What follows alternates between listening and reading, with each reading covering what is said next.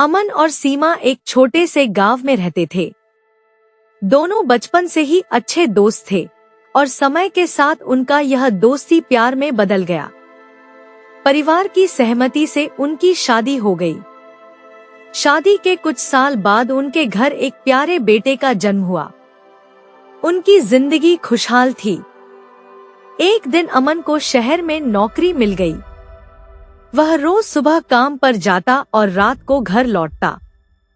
सीमा घर और बच्चे का ध्यान रखती थी, लेकिन धीरे धीरे सीमा को अकेलापन महसूस होने लगा।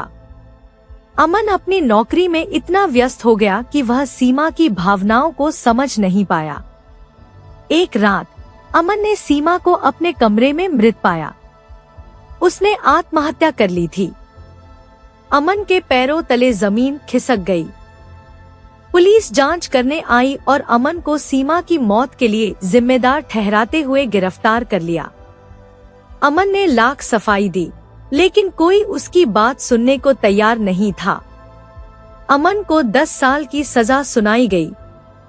इस दौरान उसका बेटा, जो केवल 4 साल का था, उसके माता पिता के पास रहने लगा। जेल में अमन हर दिन अपनी पत्नी और बेटे को याद करके रोता। जब 10 साल बाद अमन जेल से बाहर आया, तो उसने पाया कि उसके माता पिता अब इस दुनिया में नहीं है। उसका बेटा, जिसे वह सबसे ज्यादा प्यार करता था, अब किसी अनजान परिवार के साथ था।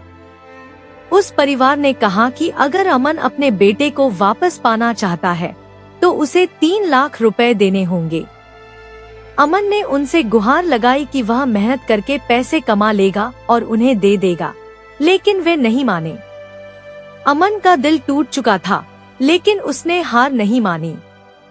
उसने काम ढूंढा और हर दिन कड़ी मेहनत की।